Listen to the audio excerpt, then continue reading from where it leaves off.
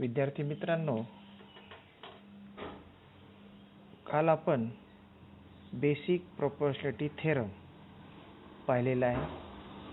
आज आपण त्याच्या पुढचा जो भाग आहे कॉन्व्हर्स ऑफ बीपीटी म्हणजे converse of basic proportionality theorem.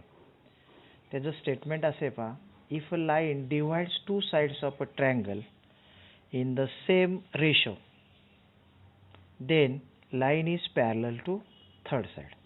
आता याच्यामध्ये बघा, a line divides two sides of a triangle in the same ratio.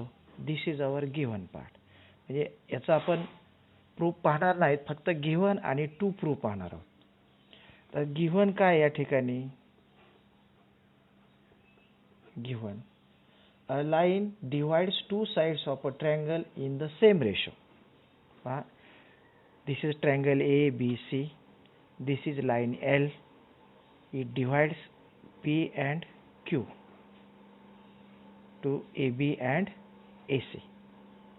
Means it divides in the equal ratio. Means given in triangle ABC, line L divides side AB and side AC such that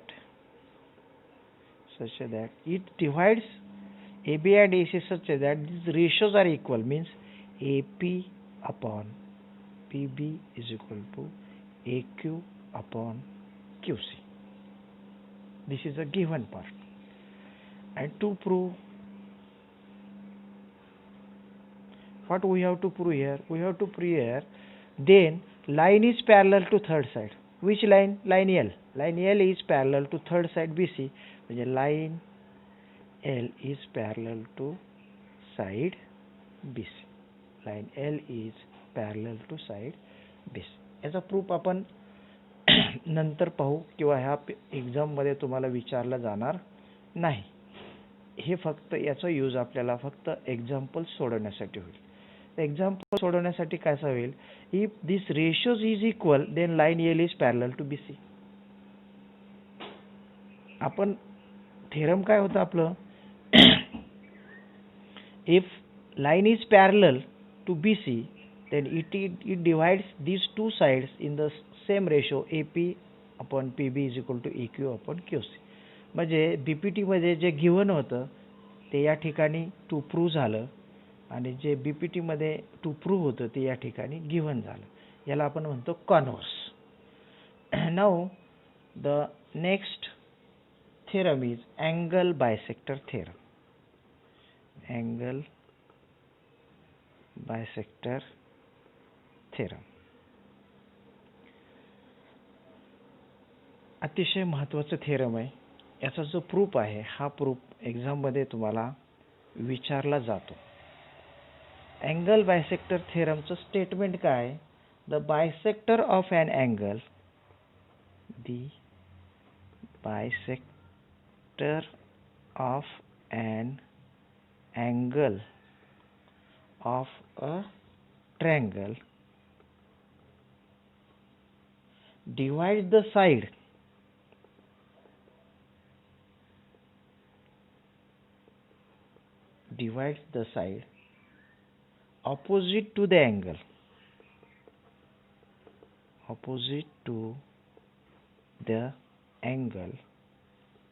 opposite to the angle in the ratio of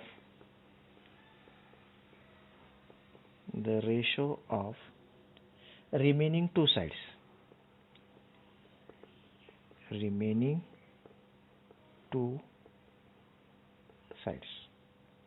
This is a statement of angle bisector theorem. The bisector of an angle of a triangle divides the side opposite to the angle in the ratio of remaining two sides. पासून the bisector of an angle of a triangle divides the side opposite to the angle. इथपर्यंतचा जो भाग आहे तो given आहे. म्हणजे या ठिकाणी I have to draw a figure in which there is a triangle एक ट्रायंगल मला या ठिकाणी पाहिजे. And in this triangle, suppose the name of this triangle is ACB. Now I have to draw an angle bisector of angle C. Means these two angles are congruent. That meets at point E to the side AB. Means the bisector of an angle of a triangle म्हणजे CE हा bisector आहे कुठल्याचा C चा. Divide the side opposite to the angle. तो opposite साइडला तो काय करतो डिवाइड करतो म्हणजे त्याचे करतो. इथपर्यंतचा भाग जो आहे आता आपला गिवन आहे. मग या ठिकाणी आता मला गिवन काय लिहिता येईल पहा. Given in triangle ABC the bisector of angle C intersect side AB at point E. म्हणजे त्रिकोण ABC मध्ये कोन C चा कोन दुभाजक बाजू AB ला E मध्ये काय करतो छेदतो.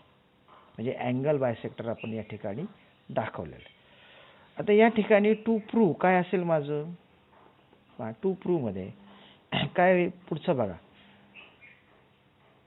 It divides the side. पहा इथपासूनचा पुढचा भाग. इथपासूनचा पुढचा भाग divides the side opposite the angle in the ratio of remaining two sides. म्हणजे हा बायसेक्टर काय करतो त्याच्या समोरच्या बाजूला ज्या रेशो मध्ये इक्वल करतो म्हणजे AE अपॉन EB. पहा AE upon EB divides the side opposite to angle in the ratio of remaining two. आता रिमेनिंग टू साइड्स कोणत्या आहेत.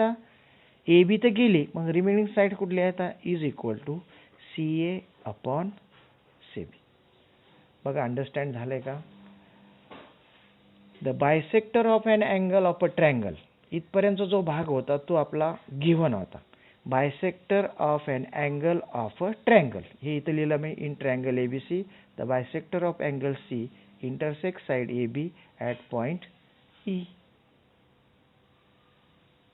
पुढं divides the side opposite to the angle in the ratio of remaining side. It divides opposite side means C च्या opposite side कुठली AB in the ratio of remaining to side. Remaining side कुठल्या राहिल्या CA and CB. जरा थोडंसं लक्ष द्या या ठिकाणी. हा तो आपला काय आहे टू प्रूव्ह पार्ट. आता ह्याचा जो प्रूफ आहे तो प्रूफ आपण नंतर पाहणार आहोत. थोडासा जरा अवघड आहे मोठा आहे. ज्यावेळेस तुम्हाला हा अँगल बायसेक्टर थेरम समजेल पूर्ण त्यावेळेस तुम्हाला त्याचा प्रूफ पण नंतर शिकवलं तर समजेल. सध्या आपण याचा यूज करून जे एक्झाम्पल प्रॅक्टिस सेट 1.2 आहे तो 1.2 आपण या ठिकाणी काय करणार आहोत सोडवणार. आता ह्याचा कॉन्व्हर्स पण आहे पहा. Converse of angle bisector theorem समजून घ्या फक्त. कॉन्व्हर्स ऑफ कॉन्व्हर्स काय असणार आहे. Suppose in triangle AE upon EB is equal to CA upon CB असं असेल तर CE हा काय आहे त्याचा बायसेक्टर आहे. हा जर बायसेक्टर असेल तर हे दोन रेशो इक्वल असतात. हे दोन रेशो जर इक्वल असतील if these two ratios AE upon EB is equal to CA upon CB then the CA is a angle bisector of C. This is a converse of angle bisector theorem. उलट होतं फक्त याच्यामध्ये. Given to prove होतं to prove given. जसं example असेल त्याप्रमाणे आपल्याला एक तर थेरम वापरावा लागेल किंवा त्याचा कॉन्व्हर्स वापरावा लागेल. ज्यावेळेस आपण एक्झाम्पल सोडवू त्यावेळेस ते तुमच्या लक्षात या ठिकाणी येईल पहा. आता या ठिकाणी practice set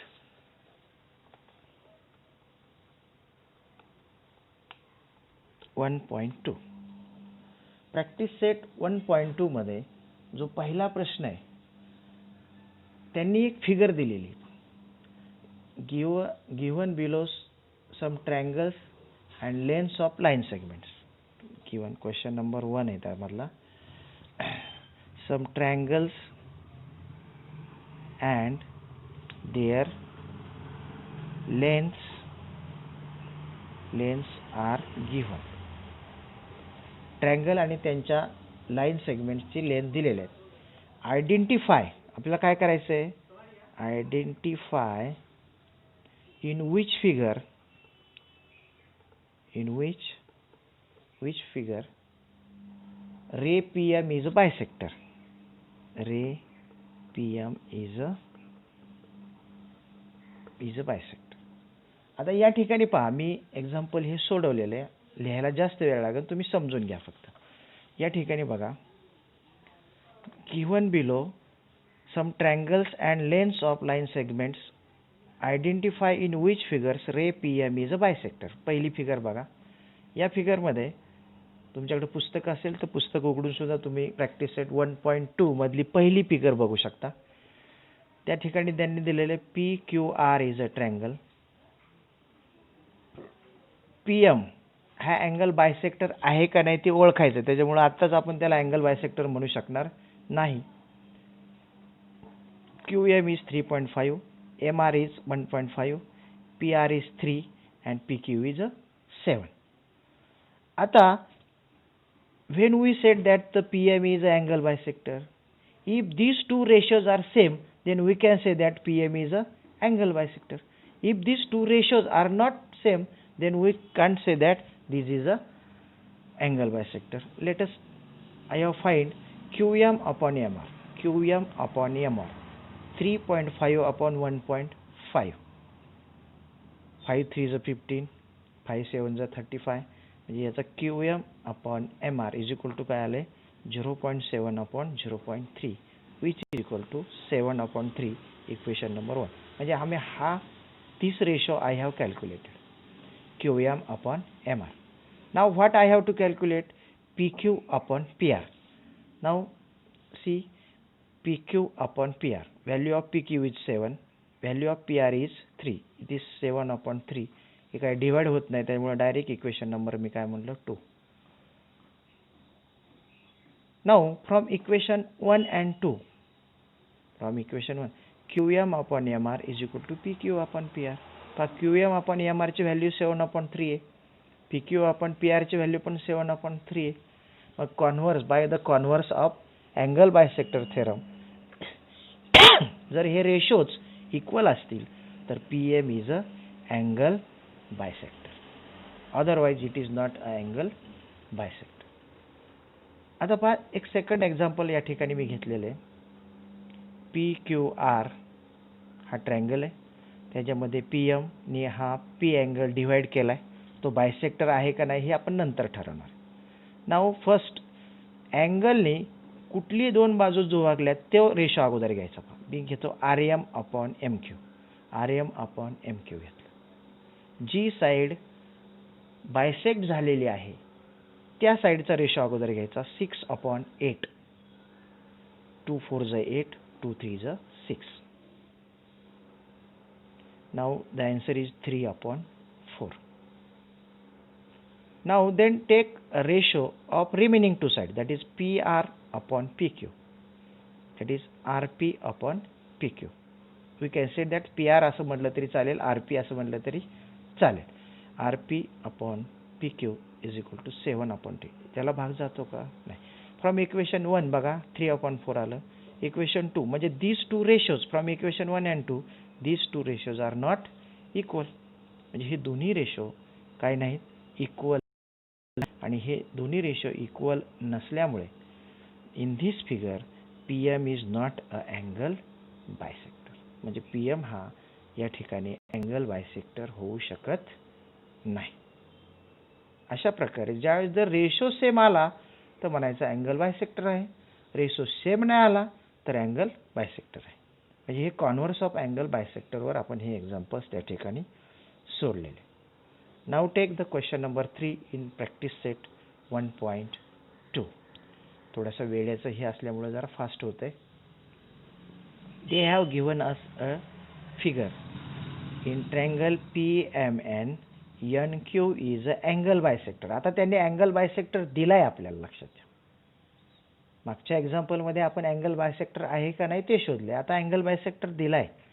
N Q is a angle bisector of angle N. M N 5 दिली, पी एन 7 दिली, एम क्यू 2.5 दिली आणि आपल्याला इथं या ठिकाणी त्यांनी काय सांगितले, क्यू पी काढायला सांगितले. एक्झाम्पल इथं लिहिलेलं आहे मी. In triangle M N P, N Q is a bisector of L N. M N is equal to 5, P N is equal to 7, M Q is equal to 2.5, then find Q P. आता बघा solution. यामध्ये आपल्याला माहिती आहे in triangle M N P, N Q is a angle bisector of angle N. Angle bisector आहेच, त्यांनी they are given. मग आपण असं म्हणतो according to angle bisector theorem. पहा आता मी म्हटलं होतं तुम्हाला रेशो अगोदर कुठले घ्यायचे, जी बाजू डिवाइड, ही बाजू डिवाइड झाली ना, मग तो रेशो अगोदर M Q upon Q P is equal to M N upon N P is equal to N M upon N P. Putting the values in the given figure. Q M is equal to 2.5, Q P आपल्याला काढायची, Q P मी तशीच लिहिली, N M 5, 7. By doing a cross multiplication, here I have do the cross multiplication here, qp into 5, 2.5 into 7. Now the next step is qp is equal to 2.5 into 7. This 5 here it is a multiplied, here it is a divide. 5 1 is 5, 5 5 is 25. Answer is 0.5 into 7, means qp is equal to 3.5 units. 7 5 is 35 and A1 decimal point is a decimal point. QP is 3.5 units.